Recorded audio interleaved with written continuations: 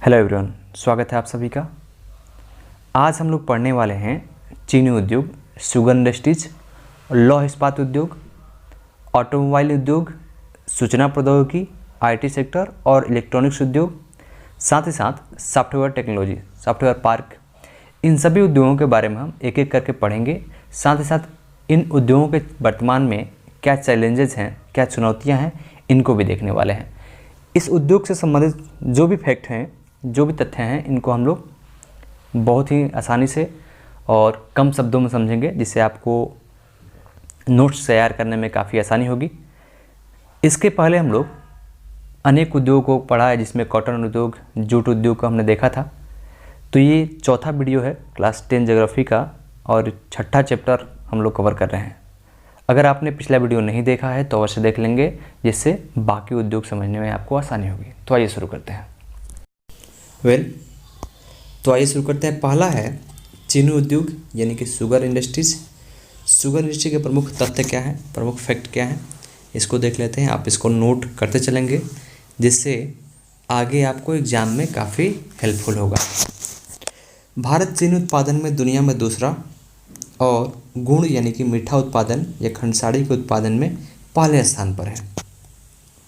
चीनी के उत्पादन में सेकेंड लार्जेस्ट कंट्री है और गुड़ यानी खंडसाड़ी के उत्पादन में प्रथम स्थान रखता है। इसको आप याद रखेंगे। भारत के चीनी मिलों को बात करें तो मुख्य रूप से उत्तर प्रदेश, बिहार, महाराष्ट्र, तमिलनाडु इत्यादि राज्यों में देखने को मिलता है। प्रमुख रूप से आप उत्तर प्रदेश, बिहार, महाराष्ट्र, तमिलनाडु में देखते हैं। बिहार में आप पश्चिम चंपारण की बात करें तो पश्चिम चंपारण में यहाँ पर अधिक गन्ने का उत्पादन होता है और यहाँ चीनी मिलों की संख्या भी काफ़ी अधिक देखने को मिलती है। हाल के वर्षों में दक्षिण पश्चिम जो राज्य हैं, बात के साउथ वेस्ट जो स्टेट हैं, उनमें महाराष्ट्र मुख्य रूप से है। यहाँ पर ध्यान आकृष्ट हुआ है, केंद्रित हुआ है। इसका कारण क्या है? ऐसा इसलिए है क्योंकि यहाँ उत्पादित जो गन्ने हैं, जो गन्ने उत्पादित किए जाते हैं, उनमें सुक्रोज की मात्रा काफ़ी अधिक मिलती है। उत्तर बिहार की, उत्तर भारत की हम बात करें तो यहाँ पर जो गन्ना है उनकी तुलना में महाराष्ट्र के जो गन्ना है उनमें सुक्रोज की मात्रा अधिक मिलती है, जिससे चीनी का उत्पादन अधिक मिलता है।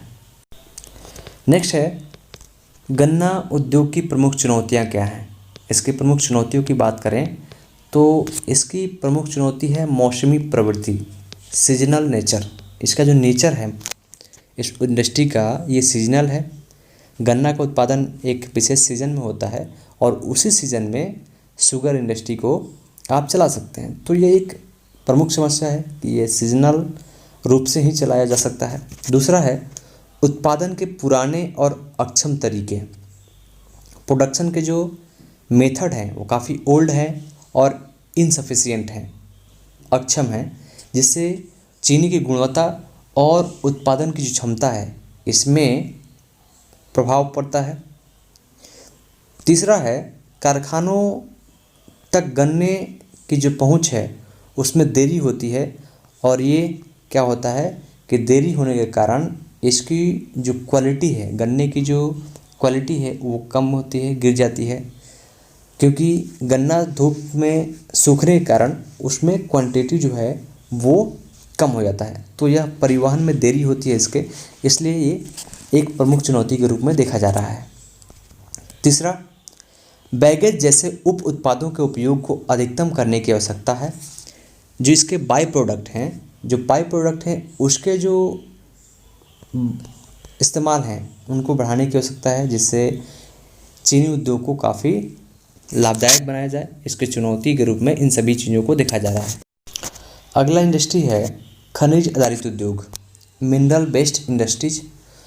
वह उद्योग जो कच्चे माल के रूप में खनिजों और धातुओं का उपयोग करते हैं, ठीक है, जो रॉ मटेरियल के रूप में मेटल और मिनरल्स का इस्तेमाल करते हैं, उनको हम खनिज आधारित उद्योग कहते हैं। इसके पहले भी हम पढ़ चुके हैं।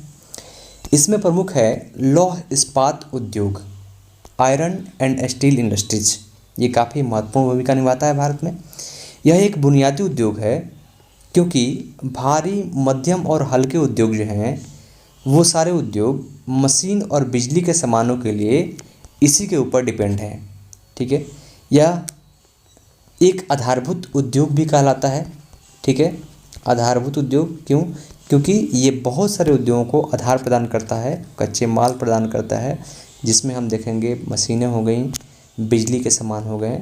ठीक है, अनेक प्रकार के इक्विपमेंट्स हैं, ये अनेक उद्योगों को प्रदान करता है, इसलिए इसको आधारभूत उद्योग और बुनियादी उद्योग भी कहा जाता है, बुनियादी उद्योग भी कहा जाता है। आगे बात करें तो इसे भारी उद्योग भी माना जाता है, क्योंकि कच्चे और तैयार माल ये दोनों इसके भारी होते हैं। ठीक है, इसलिए इसको भारी उद्योग भी कहा जाता है। और यह एक सार्वजनिक क्षेत्र का उद्योग है, पब्लिक सेक्टर का इंडस्ट्री है, तो इसको भी याद रखना है। इसके प्रमुख क्षेत्र देखें, इस इंडस्ट्री का विकास जो है वह मुख्य रूप से पश्चिम बंगाल, साथ ही साथ झारखंड, ओडिशा, कर्नाटक, तमिलनाडु, छोटा नागपुर पठार, ठीक है, यहाँ छोटा ये नागपुर हो जाएगा, छोटा नागपुर पठार के क्षेत्र में खनिज जो है वो काफ़ी अधिक मात्रा में मिलते हैं, और इन्हीं क्षेत्रों में लौह और इस्पात उद्योग देखने को मिलता है। तो प्रमुख जो मिनरल्स हमारे यहाँ हैं इन क्षेत्रों में मिलते हैं, इसलिए इन्हीं क्षेत्रों के आसपास लौह और इस्पात उद्योग स्थापित किए गए हैं। अब आइए बात करते हैं कुछ महत्वपूर्ण कारक हैं जो आयरन और स्टील उद्योग के स्थान के लिए जिम्मेवार हैं, रिस्पॉन्सिबल हैं। क्यों इन उद्योगों का स्थापना उन्हीं क्षेत्रों के आसपास है? ठीक है, तो इसको देख लेते हैं। पहला है परिवहन लागत को कम करने के लिए उन क्षेत्रों से निकटता जहां कच्चे माल पाए जाते हैं। जाहिर सी बात है, उद्योग की औसती के कारक में हमने पढ़ा था कि उद्योग को प्रभावित करने में परिवहन का लागत भी एक महत्वपूर्ण भूमिका निभाता है, कच्चा माल भी निभाता है। इसलिए हम देखते हैं कि जिस उद्योग का कच्चा माल जहाँ मिलता है उसी के आसपास उस उद्योग को स्थापित किया जाता है।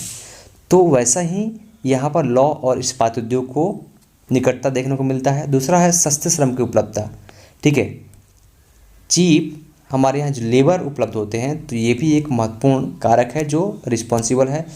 तीसरा है पानी और बिजली की नियमित आपूर्ति। ठीक है, जल है और इलेक्ट्रिसिटी है, इसकी नियमित आपूर्ति भी इसको प्रभावित करती है, जिम्मेवार है, इसके प्रमुख कारक के रूप में देखा जाता है। और फोर्थ है उन बाज़ारों के लिए महंगाई जहां तैयार उत्पाद बेचे जा सकते हैं। ठीक है, तो इसके जो भी प्रोडक्ट हैं उसको बेचने के लिए, ठीक है, इसे ट्रांसपोर्ट करना पड़ता है और इसके उत्पाद जो है वो महंगाई के आधार पर देखे जाते हैं, वहीं पर स्थापित किया जाता है जहाँ पर इसकी वस्तु काफ़ी लाभप्रद होता है बेचना। और पांचवा है निर्यात सुविधाओं के लिए समुद्री बंदरगाहों के करीब। ठीक है, आप देखेंगे तो इनका जो भी इंडस्ट्री है वो समुद्री बंदरगाहों के आसपास, लगभग आसपास स्थापित होते हैं, जिससे इसके प्रोडक्ट आसानी से अलग अलग देशों को भेजे जा सकें। तो ये महत्वपूर्ण कारक हैं जो उद्योग औसती के लिए जिम्मेवार हैं। अब आइए बात करते हैं कि इस उद्योग की प्रमुख चुनौतियाँ क्या हैं, इसके प्रमुख चैलेंजेस क्या हैं, लौह और इस्पात उद्योग की चुनौतियाँ। भारत इस उद्योग में पूर्ण क्षमता के बावजूद भी प्रदर्शन करने में सक्षम नहीं है। ठीक है, इसका जितना पोटेंशियल है भारत में, इसके बावजूद भी ये अभी सक्षम नहीं हो पाया है। ये कुछ कारक हैं। ठीक है, इसको देख लेते हैं।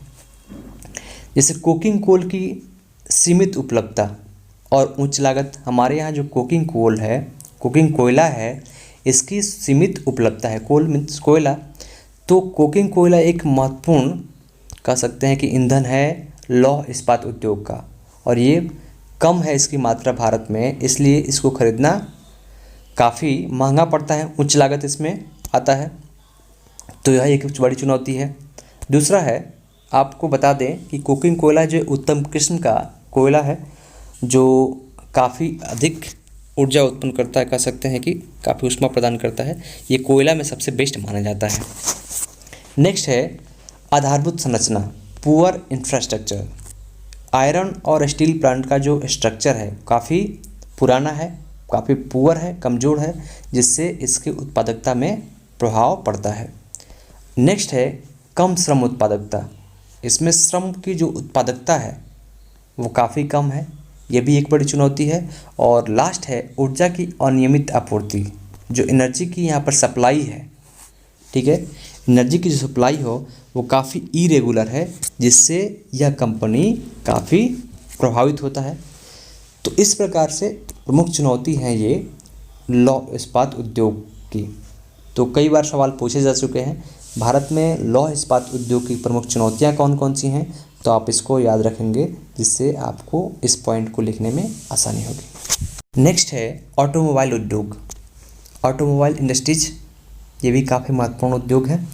ऑटोमोबाइल उद्योग की बात करें तो नई तकनीक के कारण भारत में पिछले 15 वर्षों में, ठीक है, बातों पर ध्यान देंगे, पिछले 15 वर्षों में काफ़ी अधिक उछाल, यानी कि FDI प्रत्यक्ष विदेशी निवेश जो है इसमें काफ़ी उछाल अनुभव किया गया है। यह कारण ये है कि इसमें ग्लोबल जो डेवलपमेंट हुआ है यह इसको इंगित करता है।